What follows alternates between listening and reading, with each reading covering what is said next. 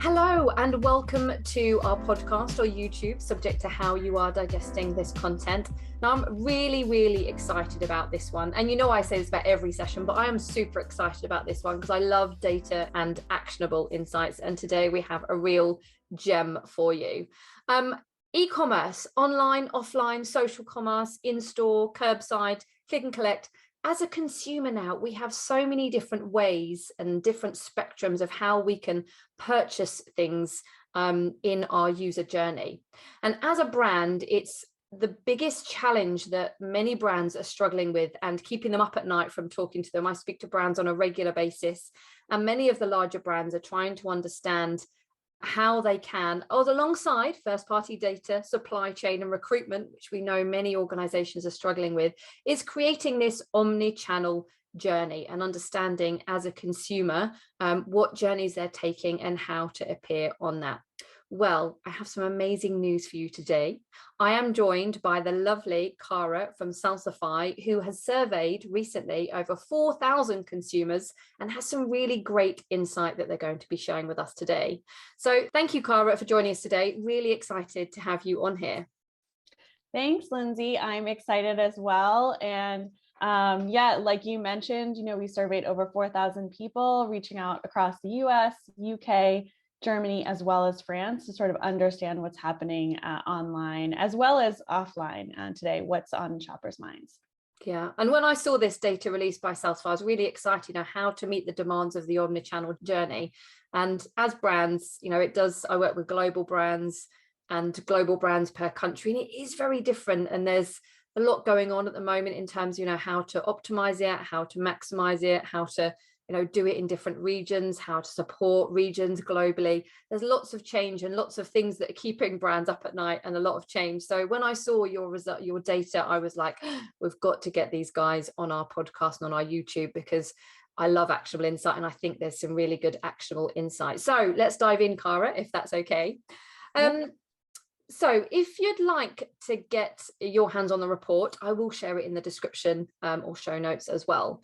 Sure. First of all, we can't ignore the pandemic. The pandemic has affected every single person on the planet and every single brand and organization on the planet as well.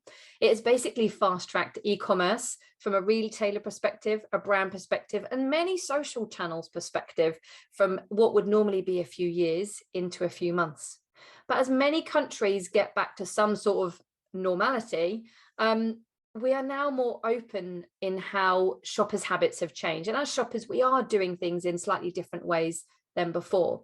But Carol, I'd like to ask you from the data, how has this affected the shopper habits since the pandemic, Carol, from the data that you have, Cara?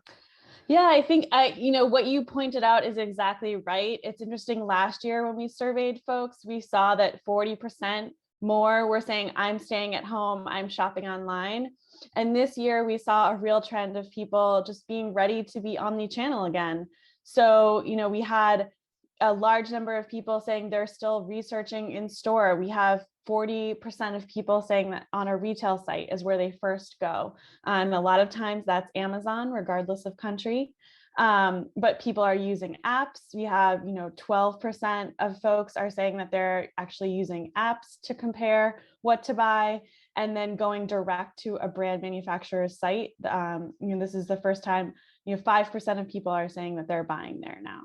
And what do we think that, what does that tell a brand? What should a brand now try and encompass? What are the actionable insights they can take away from that? Because it's quite a big, hefty question to answer, and there's lots of things they can do there, but what can we learn and action from that I think the brand? Yeah, I think there's a couple of things. I mean, one is you sort of have to be everywhere, and I know that's sort of overwhelming, and lots of the brands that Salsify works with tend to have this set of retailers that they think about. And one thing that we encourage people to do now is also talk to each of your retailers and sort of understand the additional options that they're having. I mentioned retailer apps, knowing when they have in-store purchasing, if they're doing curbside pickup, people are using those. So kind of understanding the programs that your retailers have, and do those requirements for the retailers change. So what does it take for you to show up on the mobile phone? What does it take for you to show up on Instacart for a retailer you may already sell on? some of that inventory is done differently, and some of those product pages are done differently.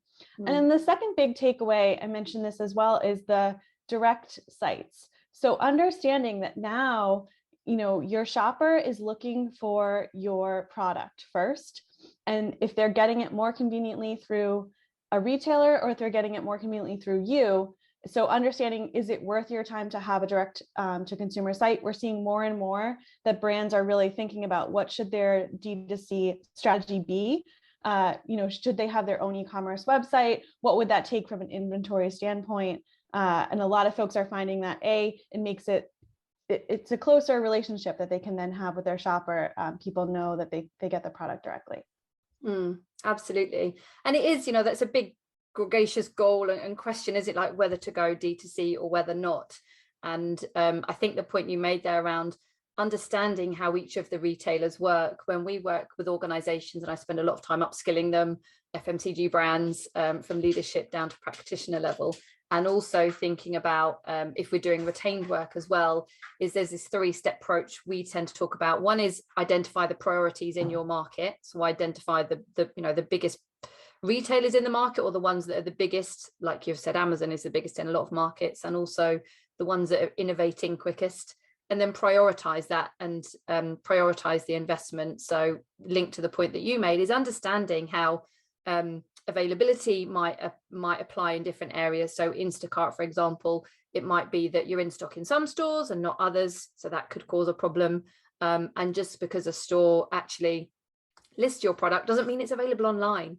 So the biggest actionable takeaway I always share with retailers, actually do that virtual walkthrough to see where you're appearing and understand that availability. And then thinking about your supply chain, commerce is not just about, well, first of all, it's not e-commerce, it's commerce, isn't it? Thinking about that omni-channel journey, thinking about how the dots are joined. And as you said earlier, Cara, like you probably do the same as me sometimes, is you might go into a store and have a look at something and then go online and have a look if I can get it, if that's a good price, or if I can get it if I can get it cheaper somewhere, or if I'm at home, I might be doing some research and think, actually, I want to go and touch it, feel it.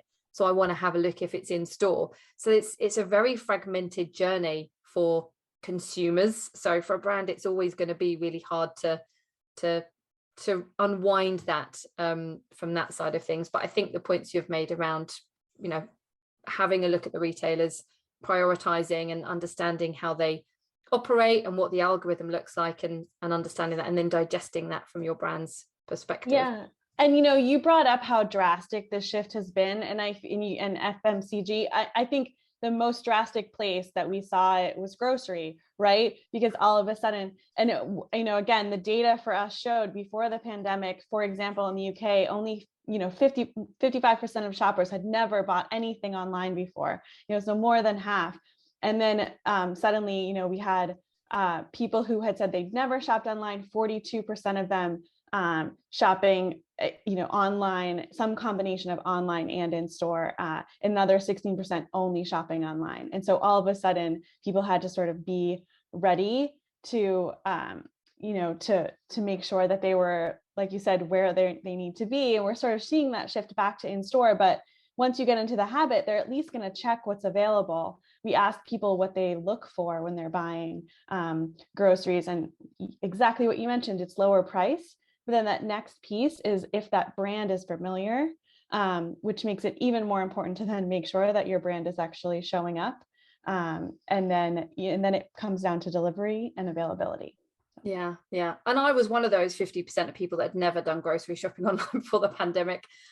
People always laugh because I work in digital, so they say, oh, you must buy stuff online. But having sat at a computer all day, the last thing I want to do is do anything online. So I like the fact that I can go and touch it, feel it, and go and purchase my things. And so I was purchasing online, and now I'm a bit of a hybrid. Sometimes I will do my orders online. Sometimes I'm not. I've got 10 minutes. I'm just going to go and do it. And I'm not I'm not an unnormal consumer. Some people, and we chatted. I did a podcast last week with Simon Kemp, who does the We Are Global Digital, and he said we are seeing this sort of roller coaster ride of people going online, offline, and there's a bit of we can go to the shops again now. We are going to go back to the shops, but it won't last. It will go back to a mixture of the two per se? I think so. I mean, there's so much convenience when you can save what you want to buy. You've got those lists that you rely on. And I'm sure that any brands listening to us, it's what keeps you up at night. Because as soon as someone saves that repeat to buy, they suddenly aren't discovering, either your brand, or they're not discovering the new flavors you have, the new options that you have. You put all this work into merchandising, and how do you make sure that people sort of discover your new products? Absolutely. And we'll come on to that in one of my later questions, because especially in the grocery market, like you said, Cara, ultimately, I think there's some stats saying you need to be in the basket within the first 5 purchases, because like you said, online, the shelf is bigger than ever it's been before. But actually, as consumers, we're now more filtered than ever before. In the grocery market, the end of the aisle, we all love a bargain, don't we? And they're the bits that were getting our attention when we were going into store. And that's the biggest bit that is sort of missing now, I think, in the online world, that inspiration-y bit without an ad and tasting it. I went into Waitrose the other day for I don't shop in Waitrose very often, just one thing, and there was a lady giving away Prosecco and cake, and I was like, yeah, of course I'm gonna have a bit of Prosecco and cake. I'm not gonna buy any, but I'll try it. It's that sort of thing that's missing as well in the virtual store, in the grocery aisle. Right, it's so true. So my best piece of advice I always share to brands when I'm upskilling with them or working with them, because they are very focused on their brand, they know the product or new products inside out, is taking their brand hat off and putting their consumer shoes on. And it really helps them to think about the consumer journey that potentially they're going on and other people are going on. But thinking about data from a consumer perspective, what data have we seen around shoppers' journeys, Cara, in how that journey starts or how it gets to purchase? Sure. So I think one of the things that we see is that people do tend to start online. So 40% of folks are starting on a retailer site and searching for what they think they want. But then at the end of their shopping journey, they're ending in all sorts of places. So about 20% are buying online after that. But then there's another whole 40% that are actually buying in the store itself. And then I mentioned there's a small percentage who are actually going straight to the brand. And I think a lot of that is, folks, you mentioned it, looking for a bargain, but also folks sort of looking for what is personally relevant and matching what they are looking for. So something else that I think about a lot, in addition to that shopping journey, is what's standing out to your consumer. You mentioned, our brands know who they are really well and they know their product really well. But how are you matching that to sort of the psychographics of who you're selling to? Online allows you to target that. It might be by retailer that sort of what kind of shopper you're reaching. But more and more people are also making sure that they're adding in some personally relevant things on the product page itself, so people can sort of recognize themselves. You might be selling a water brand, but are you showing hiking? Are you showing, an active lifestyle that goes along with your water brand's, main buyer, for example? And that's a really good example, especially when you're talking to your global team. And I've been doing some upskilling on a skincare brand or a range of skincare brands recently, and it is about inclusivity and diversity, and you hit the nail on the head. Like when I see something, oh, that's me, if it's hiking with water, or it's really getting people to reflect themselves in the product description, or might even be a social post from that perspective, isn't it? And I think they also need to be mindful of actually like what they're purchasing, how long or short that journey is. Obviously groceries we've talked about, it's often a very short journey every week, surprise although we're not covering today really the whole subscription model, which I know is really exploded in the last couple of years. And I know for one, I would never do subscription. Now I've got 3 or 4 things on subscription, because I'm like, why would I buy them every week? I could just get them on auto subscription, which mean again, like I'm never looking for toilet roll because I have it on subscription. So in terms of a toilet roll brand then hitting me, there is no point, because I've already got it sorted for the next year, and the same with dog food from that perspective. But moving on to brand awareness, because I think that helps us in terms of the longer journey. So short journey stuff is grocery stuff. Longer journey could be, purchasing a car, purchasing a house, could be, high ticket items. I'm going to for a trek in Nepal in September, and I've got a lot of outdoor gear already, but I'm doing lots of research around, what are the best walking boots to wear? What's the most, the best merino wool outfits? I'm into sustainability. And what I'm coming up with a lot is the brands are just hitting me with selling. So the intent I'm getting, I have some intent, but I don't have a purchase intent. But a lot of the interactions I'm getting from organizations, whether it's, social ads or whether it's landing on their website, is, buy now. And I'm like, you're missing core parts of information, which will come on to question 4, which is, because it's one of my favorite areas, is product description pages, but we'll come on to that shortly. So I think just to round that off, it's really thinking about the journey that those people come on, and the stats that you've shared, Cara. And they will change region to region as well, I would assume. Yeah. And so actually it's interesting that you say that, because one of the other, really interesting takeaways that we found this past year was that people aren't just searching for the product itself, they're also actually looking at some of the company reputation around that. So all those things, like I love hearing about your trip to Nepal, but I also loved hearing you say, I wanted to look at the quality of, I think you said, the wool, that you're getting. And so that's actually number one thing. We found that 60% of shoppers in France, 56% in the UK are saying that they actually research the product quality. So how well known is the brand itself for the product quality of what they're buying? Yeah. And then, it goes down around 40%. So in the US, it's 42. In the UK, it's 39% of folks are saying that then they look at the customer service. So how well am I going to be treated once I buy? And then I'm sure a lot of people are aware that then it goes, about a third of folks are looking at consumer opinion. Yeah. And what their reviews were. Interestingly, in Germany, that was less important. Only 13% of shoppers said they looked at that, but 30% in UK, France, and US said consumer reviews were important to them as well. Absolutely. And consumer reviews are so important, and different people interpret them different ways. And I think I've mentioned this on our podcast before, of how I review reviews. Like I needed some crampons to climb up Snowdon the other week, and someone said, you need crampons. So literally I had high intent. It's like, they're going to cost me about a tenner. I don't care. I'm just going to go on Amazon, do a quick search, have a look at the reviews. How many 4 and 5 star reviews? Lots, right? That will do, because I needed them next day. That I was chatting to someone else a couple of weeks ago about how they look at reviews, and what they do is they go onto a page and then they click at the worst reviews, because they're basically working out how bad does it need to be for me not to purchase the product, and look at the worst reviews and go, actually, is it still worth the risk of purchasing this product from a customer service perspective, or how, if the product turns up and it's damaged or it's not as good as I was expecting. So it's interesting how, especially Germany is quite a interesting country in a sense of, they like rules and regulations and things like that. So it's interesting, they're either probably already trusting the brands that actually they're going to deliver, or they're just happy to give it a whirl. Where in the UK, we're a bit more, let's have a look and see if this brand's going to deliver. And France is the same, obviously, from the stats that you've shared, and the US as well. Well, anecdotally, I'm a shopper in the US, and I definitely find myself, I'll look at reviews and think, who sounds like me? Again, okay, who do I relate to? Have they used this in the way that I plan to use it? So kind of understanding where that person's coming from. So if I'm buying something, for my 8-year-old niece, and someone says they have an 8-year-old in their life, then I'm more apt to pay attention to their review, for example. Yes. Yeah. Excellent. So let's move on to brand awareness, because brand awareness, a topic we could probably discuss for hours, Cara, and probably with a lot of the brands that you and I both work with. There's a lot of like, how can we value it? Is it valuable? Should we do it? How much of it should we do?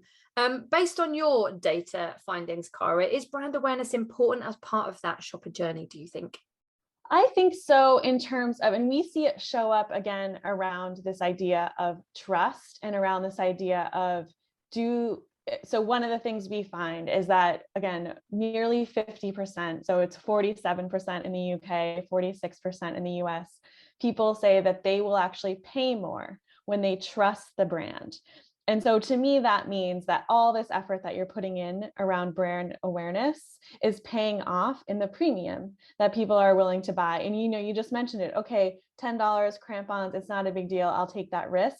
But when it comes to something that's a highly considered purchase, it makes it even more important that your brand awareness is out there. Mm. And how do you think, from the data you've seen, are there any core actionable insights they can take away of maybe where to focus their brand awareness, Cara?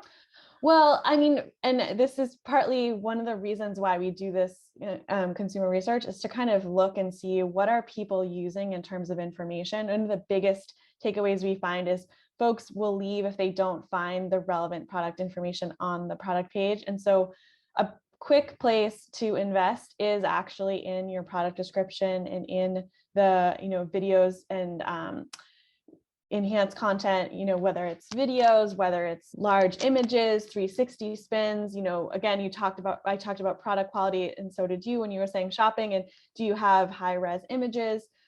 So a lot of times that's what we see.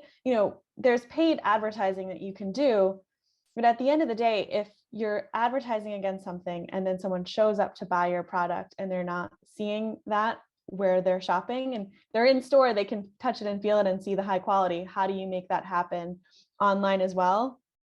And so thinking again about, are you showing up? Are you answering all the questions a consumer could have? And then are you doing it in that same brand voice that you invest on the on-store shelf? Do you have that showing up on your digital shelf as well? So a lot of times that's video, a lot of times that's high-res images, a lot of times that's multiple images, so that again, you can show off the range of the kinds of people using your product, the scenarios in which your product could be used, the high quality material that it's made of, things like that. Yeah. And I think from that brand awareness on product descriptions is absolutely really important. But if I just wear my own consumer hat, and obviously it's my own perspective only, but it just helps bring to life for other organizations a lot, is when I'm that whole intent of people trying to think, actually, I want to buy the product. But if it is that high ticket item, absolutely, they want to look at the product description page and the videos, like you've said, Cara, but thinking about what other value can we add to that. And it was actually recommended the brand was recommended to me by somebody. So that obviously gave it credibility straight away. And when I was searching for walking boots and clothing and things, there's a brand that came up called Trek It, and they're an outdoor clothing retailer, much like lots of other retailers we have in the UK. But the thing that I really liked about them in their brand awareness is they weren't selling. So they were giving away really useful content to raise their brand awareness. So they'd really thought about the search side of things. So, what is merino wool? How should I layer my clothing when I'm climbing mountains?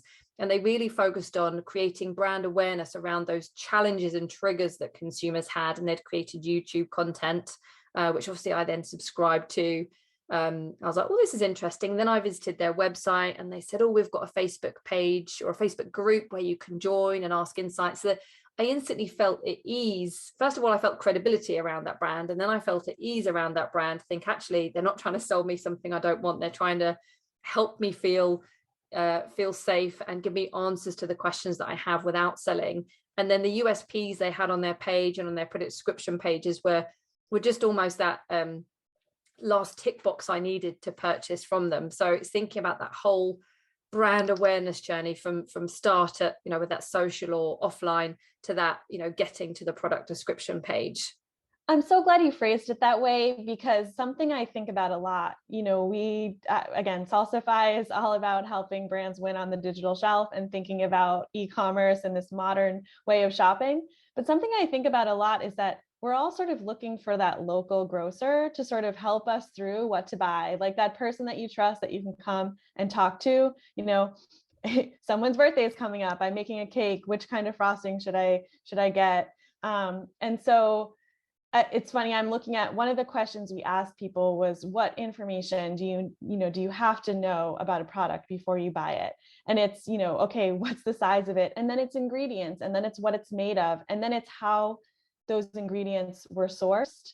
And then you mentioned, there's some sustainability issues too. So people look for those sustainability certificates. So all of that stuff layered in. But I think to your point, how you're presenting it and how you're making people feel like you're recognizing them, they're coming into your store, I love the websites that offer quizzes. So, for example, like I buy my bras that way, where they ask me a bunch of questions about me. And then I feel like someone has actually listened to what I need before they start to sell me something. So I'm seeing a lot of direct to consumer brands do that really, really well. They have one product and they're able to focus in that way. When you're at a brand that has multiple products, I think the trick is to sort of decide and choose where you're going to focus your energy, sort of understand which product line is most important to get close to that consumer, and then test and learn what's working for your products.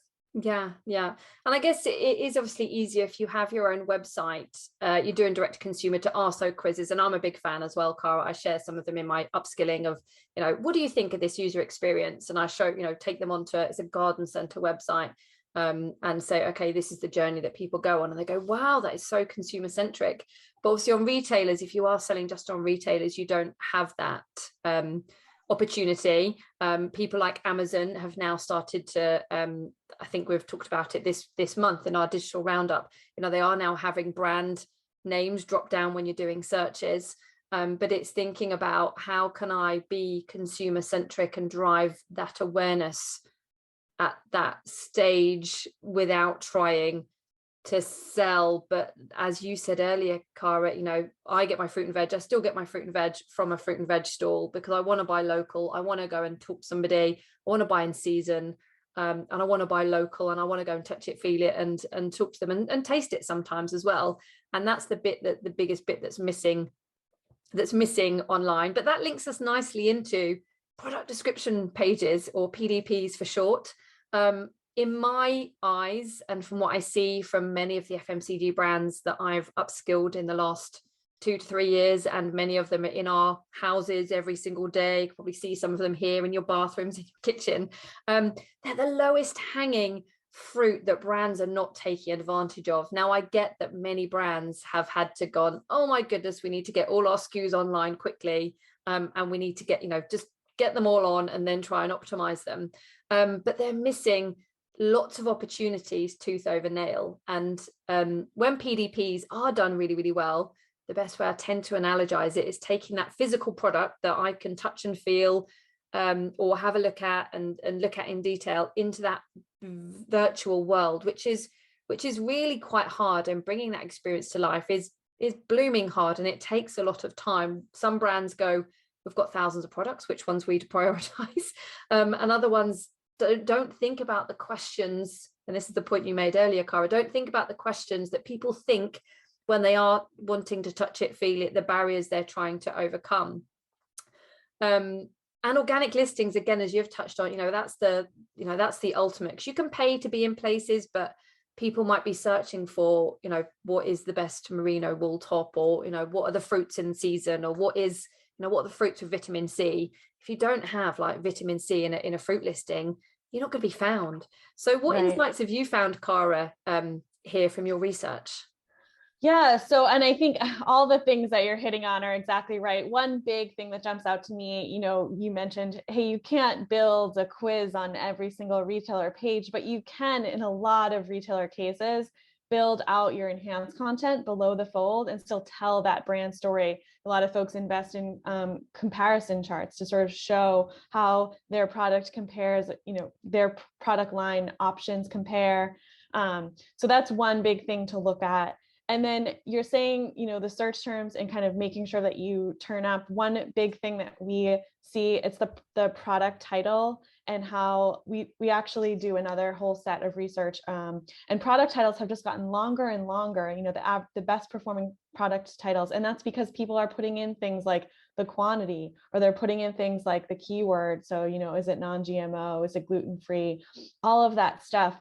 Another thing that we see is the brands that are able to update their product pages. So thinking ahead, right now we're in spring season, it's Easter, soon it will be summer, updating things like ready for the beach, and as soon as school, I'll see the same snack pack, and it's ready for the beach in summer, and it's a great school snack in the fall. And that actually helps you show up and get searched for. Then it also helps you with what we talked about earlier of sort of identifying with what problem your shopper is trying to solve in that moment. So that's a really big thing that we see, is that folks who are able to update their product regularly and kind of think about the mindset of the shopper, or even learn from it. Another thing we see all the time, talked about consumer reviews. look and see what language people are using in the reviews. You know, if they're calling your product cozy, think about using that further up in the page. Think about using that in the title. If it's what people are already saying about your product, it should show up. There are more shoppers out there that want to find it that way. Yeah, absolutely. And it links back to the point I made earlier of a lot of FMCG brands put a lot of emphasis on those physical walkthroughs to see where their products are listed, see what they look like, but they don't put much emphasis on the virtual walkthrough and just doing some searches to work out, you know, the algorithm of that retailer, or think about, you know, how they show up and what they show up. And linked to the point that you made, Cara, when I did some upskilling, I have many a debate with FMCGs about the product title, because they're like, it's not called that. I said, I know it's not called that, but that's not what people are searching on. Do you want people to not find your product, or do you want them to find it? Because if you want them to find it, you need to update your product title, because it's just, you know, it's the first search factor that people search on, where they're searching, you know, on that retailer or potentially off that retailer. And through voice, think about absolutely. it. Now people are asking for something, you know, they're asking their Alexa. So it absolutely has to be a natural sounding thing. Yeah. And, you know, never have they before been able to get this data from consumers. You know, there's so much data from the retailer, from, you know, Google Analytics, Bing Analytics, all the data insights that they can get to understand. And looking at the reviews, there was probably one of the biggest examples I shared with a retailer or a brand, another skincare brand, is the importance of involving all of their team in their product descriptions and the whole supply chain. And one of those was the L&D team. Because I said, look at this, you sell this, it was an SPF product. I think it's like a 30 SPF sports cream or something, sports sun cream or something like that. And, you know, it was a really good listed product, was found for people that were just interested in that type of product. But then if you looked at the reviews, and I found, you know, a lot of reviews where people had said, this is a really good product. I've been looking for a product that's good for acne prone skin for ages, and this product absolutely hits the mark. And there were loads and loads of people that had said this, because like you said, Cara, people are then looking and they go, oh, someone just like me, I'm going to buy it. That was really good. I'm going to leave a review. And I showed them this and I said, what does this tell you? And they said, it tells us that we need to go and get the product retested to clarify that we can update the title on that. But there were thousands of people searching on SPF sun cream for acne prone skin. And I said, there is a massive opportunity for you to then, first of all, you need to get it tested, obviously, for the L&D team, or the R&D team, but then, you know, update the listing, because then how many more of your product could you sell to these people that have this problem? But it's such a simple thing that can make such a massive difference, because those words they're the bits that join the dots, aren't they, in the first instance? And what I love about that is that you've kind of pointed that out as a great success story, that they're already seeing this and that they're going to test it and make those claims. You could have the opposite result as a brand as well. You could have, you know, negative reviews that someone's looking for something that they're not getting out of your product. And that's another great thing to feed back to your R&D team. And so it really, truly does become this full circle of being able to understand your consumer better than ever, because they're shopping online and leaving you this feedback. So it's an exciting time. I know it's overwhelming for a lot of our brands, but it's exciting. Yeah. But it is, you know, the title is the first thing. And then, like you said, the enhanced content. So the product descriptions, thinking about the barriers to overcome. And a lot of brands are focused on just looking at what's on the label and getting that on there, because it will share the ingredients. But, you know, there's so many more people now that are looking for, you know, gluten-free, or they're or vegetarian or vegan, and is it suitable for those, and sustainability. You know, people are not mind readers. They need to, their search terms that people are searching on. And then, you know, like everyone else, we're you know, we'll do a keyword search, but then what do? We flick to the images and the videos. And again, they're real, you know, how big is something? What does it look like? I was always falling into the trap of ordering something that was too small. So I'll always now look at the images and go, is this the right size? What's the pack size I'm going to get? And it's not a grocery example, but the example I often share with brands is, and this was in the height of lockdown, but my child changed nurseries. He was going to a regular nursery, and then he went to a forest nursery, which is basically they're outdoors all of the time. And I was given this kit list, and I needed to purchase some outdoor waterproof gear. Now, I wanted to buy the right gear. I wanted to buy something that was really really sustainable, really durable, really waterproof. I know waterproof might sound ironic that it's waterproof gear, but not all rainproof gear is waterproof. So I started my search online and no one was really answering those questions. There was lots of answers coming up. And then I did come across this brand, Didriksons, who do sell direct to consumer, but they also sell through retailers. And the experience I had is they overcame the answers to all of my questions. So they had really good pictures of the product, zoomed in, the how it's made, the sustainability. They had a video of the child walking around so I could see what the fit was like. But the thing that absolutely nailed it for me is it answered those three questions. It was like, how waterproof is it? It's this waterproof, which this means. How durable is it? It's really durable. And what does this mean? And how warm is it? It's not warm at all, which is what I wanted, so I could layer it up. It's not warm at all, and this is what it means. So they really put the consumer hat on. And I was like, you've answered all my questions. It is a bit more expensive than the cheap stuff, but you've told me I'm not going to need to buy another set because you've answered all my questions, so I'm going to buy it. So it does create that light bulb moment with brands, but I think it's a time thing, isn't it? That time and priority thing that probably is bogging brands down. Do you think, Cara? I think so. And like you mentioned, okay, or you're just trying to get all of your, product ingredients. And something that we see often is that people will, you've already taken the product images. And so we'll see something like someone use one of the slots for product. It'll be a product image and it'll just be of the nutrition information.